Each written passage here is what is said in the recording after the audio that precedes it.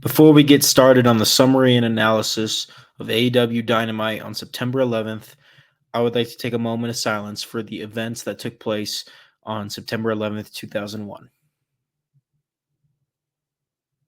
Okay, let's talk about AEW Dynamite.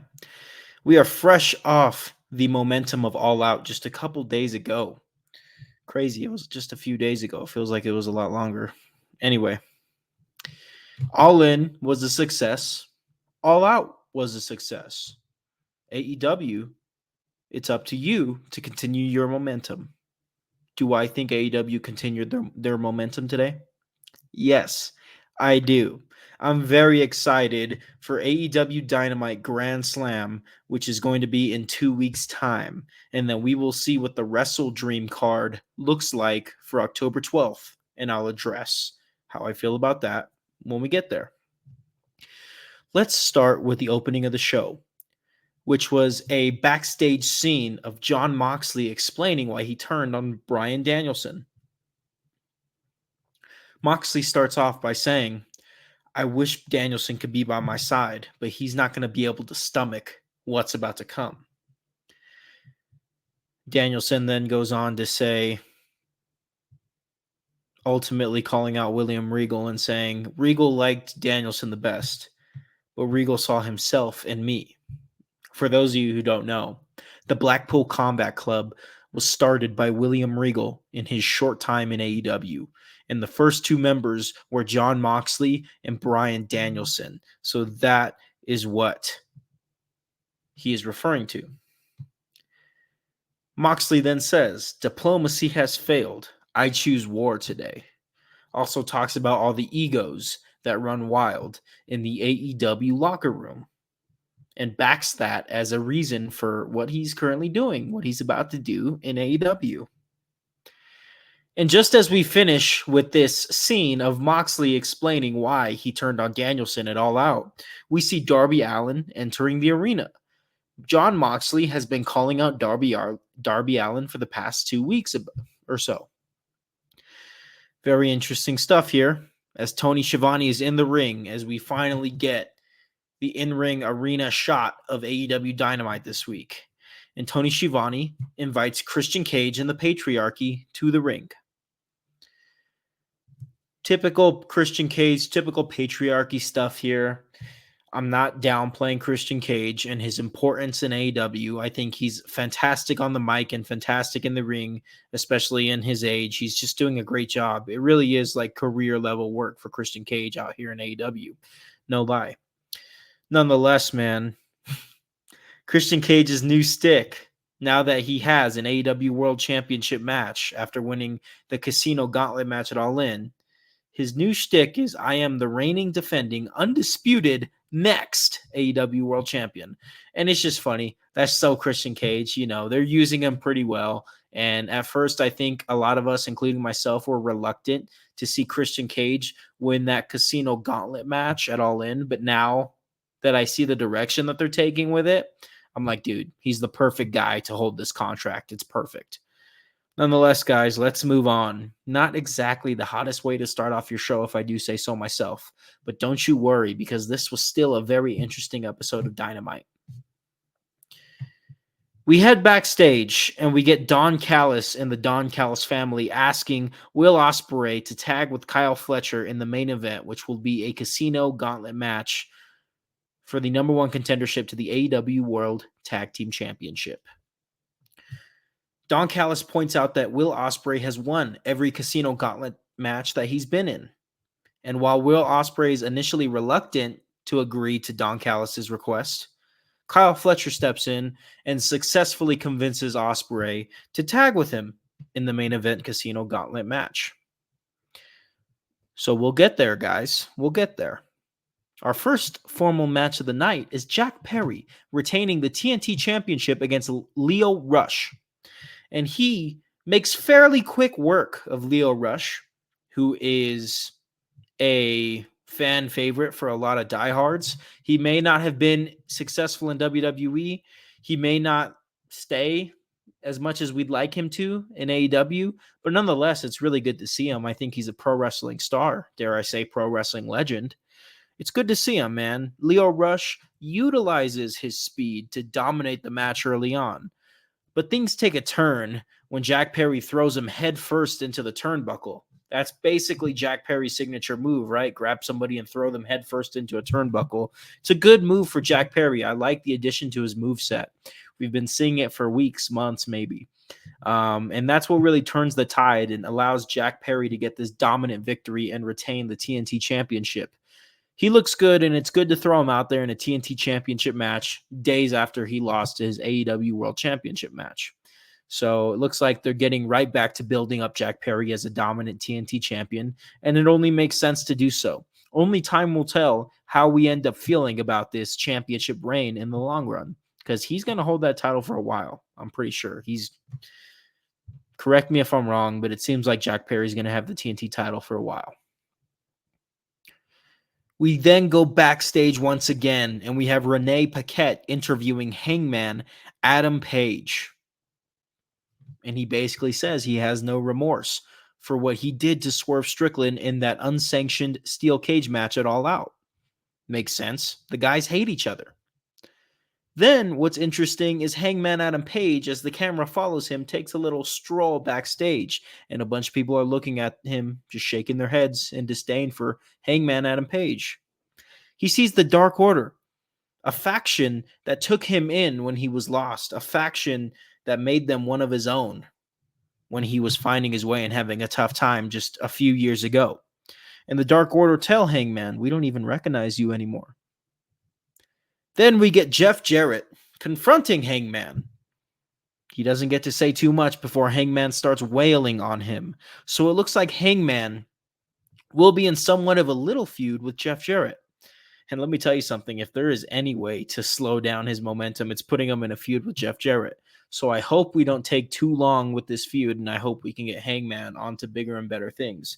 But nonetheless, I understand, right? Wrestling doesn't have an off season. So you got to pick and choose, and you got to be smart with your pacing when you're building a star, when you're building momentum. Hangman definitely has the momentum after his victory at All Out. So is it the best idea to pair him with Jeff Jarrett after that big main event at All Out? I don't think so. But do I understand that wrestling doesn't stop? So yeah, you take your time with things. Yeah, I get it. Sure. Not too mad about it. Just giving my 2 cents. We then get Private Party on their way to the ring. Before they can even have a tag team match here on Dynamite, the Blackpool Combat Club come out and attack everybody in the ring. It's a shame that we don't get to see Private Party, because I really do want to see them get some momentum here in AEW. But nonetheless, I understand, right? We're building up this new version of the Blackpool Combat Club, if we're even still calling them that. We haven't found out in this episode. That's okay, though. We will find out eventually.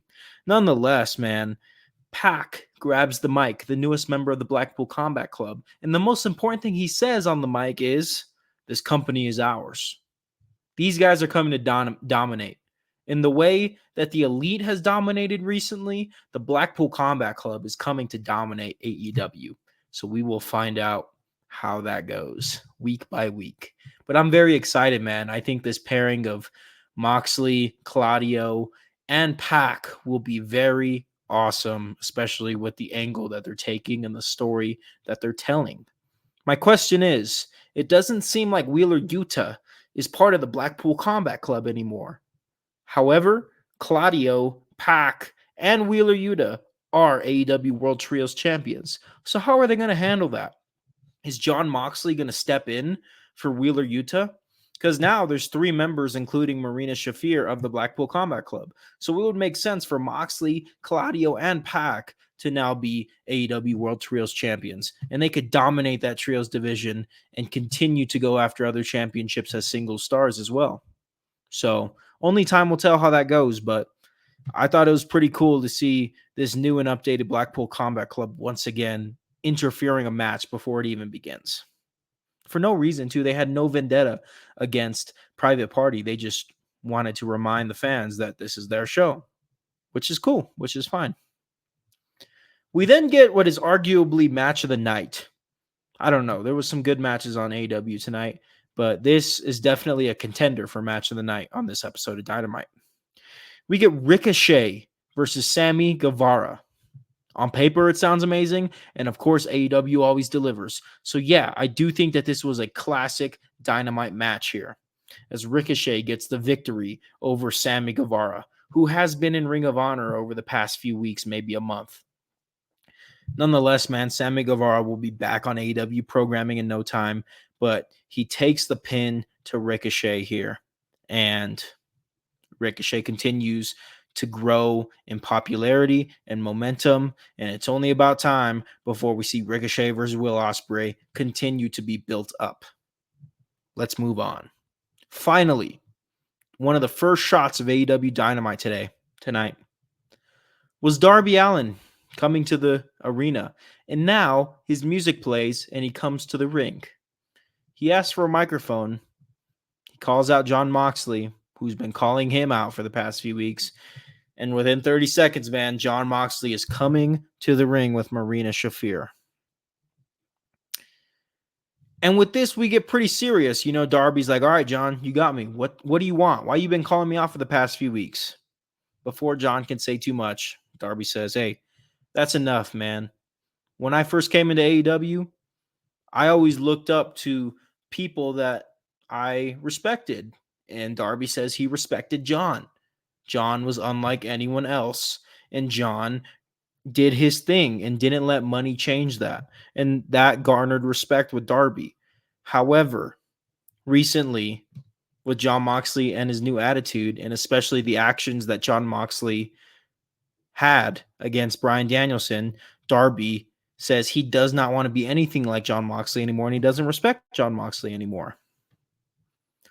Jon Moxley states, the reason I'm calling you out is because on September 25th at AEW Dynamite Grand Slam, you have a championship match against Bryan Danielson for the AEW World Championship.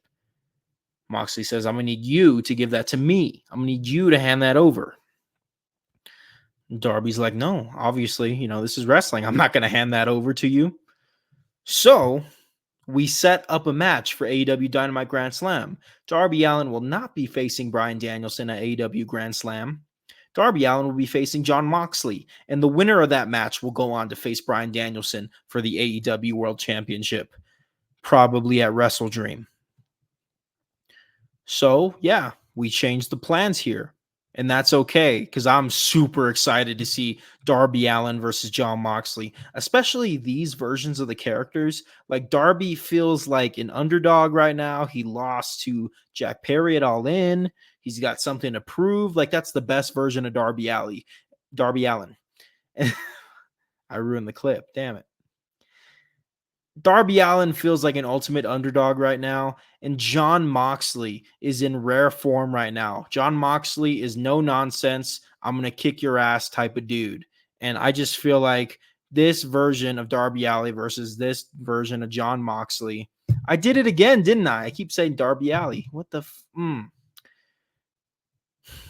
me try this again. Third time here. Third time's a charm. This version of Darby Allin versus this version of Jon Moxley is going to be money. I'm most excited for this one-on-one match between Allin and Moxley here in 2 weeks' time. And I think that the winner of this match is going to have a bunch of momentum and a full head of steam ready to take on Bryan Danielson at Wrestle Dream. And we will see who that is. They can ultimately go either way. Do they set up Bryan Danielson versus Darby Allin in Seattle, two hometown guys taking each other on? Or do we have Bryan Danielson versus Jon Moxley, which is obviously where the story is? We'll find out. I'm sure we'll get to both matches eventually, but nonetheless, man, I'm just excited to see two of my favorite wrestlers duke it out at AEW Dynamite Grand Slam. Was I a little excited for Darby Allin versus Bryan Danielson? What's been advertised for the past month? Yeah, a little bit. But we will get to who Bryan Danielson will be facing now that Darby Allin has a new opponent in 2 weeks' time. Let's get it, man. We have another match. We have the Glamour, Mariah May, taking on Queen Aminata in an eliminator match. Let me just say, and I got to get this off my chest. Mariah May's theme song is a banger. I want to sample that in FL Studio, put some Serum 808 on that, and I think that's good. Mariah May's theme song is a banger. That's all I'm going to say. And Mariah May gets the victory here against Queen Aminata. And after the match, she calls for Mina Shirakawa. Mariah May acknowledges, like, hey, I said that I was going to have my Women's World Championship celebration, and that hasn't happened yet because we are missing something. And that something is actually a someone. That someone is my former tag team partner, Mina Shirakawa. Obviously, I'm paraphrasing. She did not say it as boringly as I had just explained it to you guys. But yeah, I'm walking you through it. Nonetheless, man, a good showing from Mariah May here. And I think that they are taking the perfect route with Mariah May, having her wrestle on Dynamite often. Like once every 2 weeks, it seems like they're going at this rate. You know, I think that she is surprising me as AEW Women's World Champion. I wasn't sure how this was going to go. And then she won at All In. And ever since then, I haven't doubted her. I think she's a star. How long will she hold the title? I don't know. I expect a rematch with Toni Storm to come in February when AEW goes to Australia. But nonetheless, man, February is a ways away. And I think Mariah May is going to have a really good title reign until then. So far, so good with Mariah May. The glamour. Next, man, we get the Learning Tree taking on the Iron Savages in a 6-man tag team match. Earlier in the night backstage, Chris Jericho had Orange Cassidy's backpack and claimed he was going to expose what's in the backpack. And before the Learning Tree gets the win here, or after the Learning Tree gets the win here, that's what we're going to do. We get some mics in the ring, and Jericho reveals a photo in Orange Cassidy's backpack. And it's a photo of the former faction, the Best Friends, which was Orange Cassidy, Trent Beretta, Chuck Taylor, and Chris Statlander. Of course, Trent Beretta went apeshit, for lack of a better term, on his tag team partner, Chuck Taylor. And that's what ended the faction. We then head backstage where Orange Cassidy's new group of friends, Orange Cassidy's faction, the Conglomeration, pour coins all over Chris Jericho's Bentley, seemingly ruining it. Pretty funny spot. I've seen cooler spots in wrestling, but I thought it was funny. I think the Conglomeration is clearly comedic, and I think it's okay. So them pouring pennies all over the Bentley, well, I am a fan of a nice Bentley, and it hurt to watch. It was okay. It was okay. There's nothing negative about it. We had a match out of it in which the Learning Tree won, and then we had a nice little comedic backstage segment here. I don't know. I'll tell you how I feel, right? Like if something is boring, I'll say, yeah, it's kind of boring. But that doesn't mean there's anything wrong with it. You can't hit a home run every time you're up to bat. I mean, even Shohei Ohtani tries to do that, and he can't. So I got nothing negative to say about this, but I got nothing too positive to say about it either. I don't think this feud between Orange Cassidy and Chris Jericho will be as fun as the one that they had in 2020 with the what was it called, with the mimosa match or whatever, when the outside of the ring was just pools of mimosa. Oh, that was funny. That was funny. That was a good time. But do I think Orange Cassidy and Chris Jericho will outdo themselves from 4 years ago? I would like to see them try, but I don't know. That feud in 2020 was very enjoyable to me personally. Mimosa Mayhem. Is that what they called it? The Mimosa Mayhem match? I don't remember. Anywho, this is where we can talk about what Bryan Danielson will be doing at AEW Dynamite Grand Slam instead of facing Darby Allin. Darby Allin will now be facing Jon Moxley, and the winner of that match will take on Bryan Danielson at a later date for the world title. But Bryan Danielson will be facing Nigel McGuinness at AEW Dynamite Grand Slam as Nigel McGuinness announces himself in a match against Bryan Danielson in the ring. Whew. Did you ever think we were going to see Bryan Danielson versus Nigel McGuinness in AEW? I honestly didn't think that was ever going to happen, and now it's happening in 2 weeks' time. Good job, AEW. I'm excited. And that's not even the match I'm most excited for. I'm excited for Darby and Mox more than I'm excited for this, even though I'm very excited for this. Don't get it twisted. I'm just saying, man, like they are putting on some money matches, and I think they're figuring out how to build their characters, and this is making the matches a lot more exciting. That's what made Swerve versus Hangman the best feud that AEW has ever put on. Now I'm thinking, dude, you got all these guys that they're figuring out how to build, like Darby Allin, Jon Moxley, Swerve Strickland, of course, Hangman Page, like I said. AEW is in safe hands because they're figuring out how to utilize their talent. And it's showing. It's showing. Nonetheless, man, Nigel McGuinness versus Bryan Danielson. Sign me up. Count me in. Yeah. Anyway. Before we get to the main event, we have a scene of Hook sitting on the curb on the street. And he challenges Roderick Strong to an FTW championship match somewhere down the line. Cool. I think Hook versus Roderick Strong will be good. I think Hook will learn a lot from Roderick Strong. And I think that's what they're doing with Hook. That's what they're building Hook to be, right? They're building Hook to learn from the people that he feuds with. He's learned a lot from Chris Jericho, I'd hope. And now he's going to learn a lot from another legend, Roderick Strong. Let's get into the main event, guys. A tag team casino gauntlet match. And the winner will face the Young Bucks at AEW Dynamite Grand Slam in 2 weeks. Another exciting match that is going to be at Dynamite Grand Slam. Good job, AEW. Like I said, man, keeping the momentum going into Grand Slam and then hopefully from Grand Slam to Wrestle Dream. They are gaining my trust and gaining my respect more and more. Don't get me wrong. AEW has made some mistakes over the years and lost my attention, their momentum, and my respect. But over the past few weeks, maybe over the past month or so, they've been doing a great job. They've been doing a great job, man. I've been excited for Wednesdays. Let's get into the main event. We have the first two teams for this tag team casino gauntlet match, and that is FTR. And then we have Will Ospreay and Kyle Fletcher also starting the gauntlet. Very solid, man. Very solid. Before we can get into too much, we have the Righteous come out as the third team in this match. Then we have the Undisputed Kingdom come out. That is Matt Taven and Mike Bennett. And then we have the Acclaimed, of course, one of the more established tag teams in AEW. After the Acclaimed, we have the MXM Collection, formerly in WWE, and they are now doing well in AEW.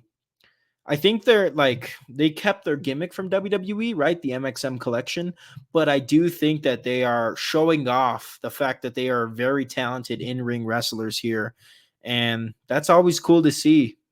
So, do I think the MXM Collection can have legs in AEW to grow?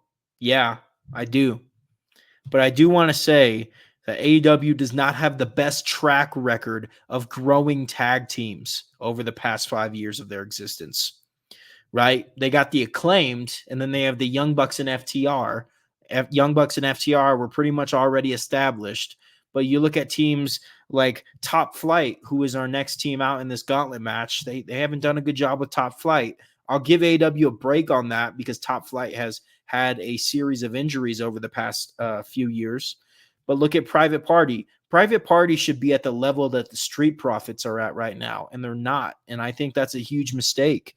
And I think you look at a lot of these tag teams that were in this casino gauntlet match, and you say to yourself, AEW hasn't been doing the best job with their tag team division. However, you put all these guys in the match in the main event of Dynamite, and you can see the potential. So I really hope that AEW does a better job of building these teams. I understand that I don't watch Rampage and Collision as much as I should, and that's where these teams are featured.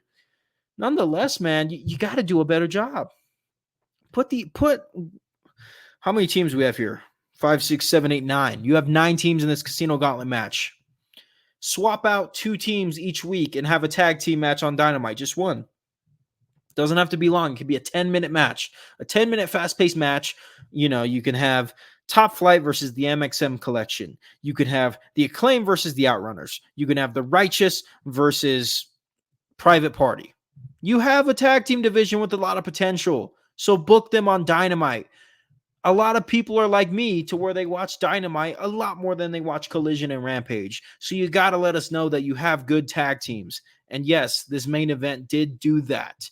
But it's been 5 years, guys. A lot of these guys should have a lot more momentum because the only ones that are homegrown, in my opinion, are the Acclaimed. That's the only tag team that AEW has grown. Okay, rant over. Let's continue to cover the match here. We had 2 more teams come out for this Casino Gauntlet match before the pinfall ended the match. We had the Outrunners, who had a huge pop. The Outrunners have spent a lot of time on Collision, and clearly the crowd is over with the Outrunners. So give the Outrunners a match on Dynamite once every, 3 weeks. Is that hard? No. They got a huge pop. And the last team to come out in this Casino Gauntlet match was the Grizzled Young Veterans, the newest team in AEW. And they're established, right? The Grizzled Young Veterans have been in WWE, and the Grizzled Young Veterans have done a great job over at Rev Pro. So now they are with AEW, and they have been feuding with FTR over there on Collision. So before they can even make it to the ring, FTR just takes them out and goes and fights them right on the stage.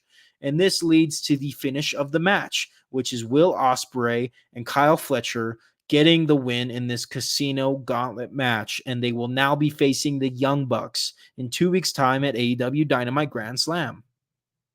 It's going to be awesome, guys. It's going to be quite awesome.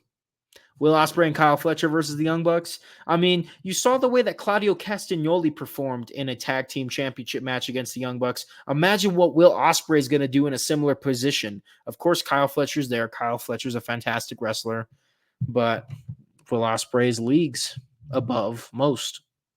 And to see him step into the ring with Nicholas and Matthew Jackson, it's going to be money. We got 3 solid matches in 2 weeks' time, guys. 3 must-watch matches. I'm not even sugarcoating nothing. I'm not exaggerating. This is good stuff here, AEW. I did call them out on their bullshit with their tag team division, but there's a lot going for AEW right now. And the only thing I want to say is AEW, please. These guys did a great job in the main event. You had 8 to 9 tag teams in a Casino Gauntlet match.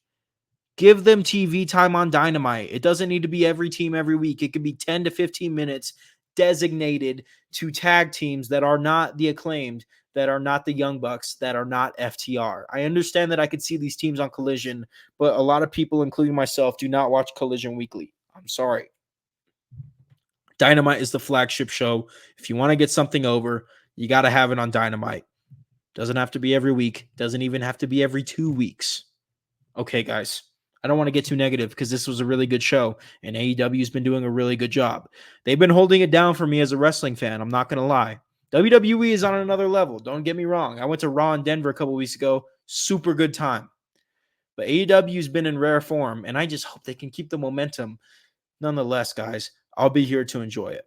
All right, guys, that is my summary and analysis of AEW Dynamite on September 11th, 2024. Take care, guys. Have a good rest of your week. Enjoy the weekend.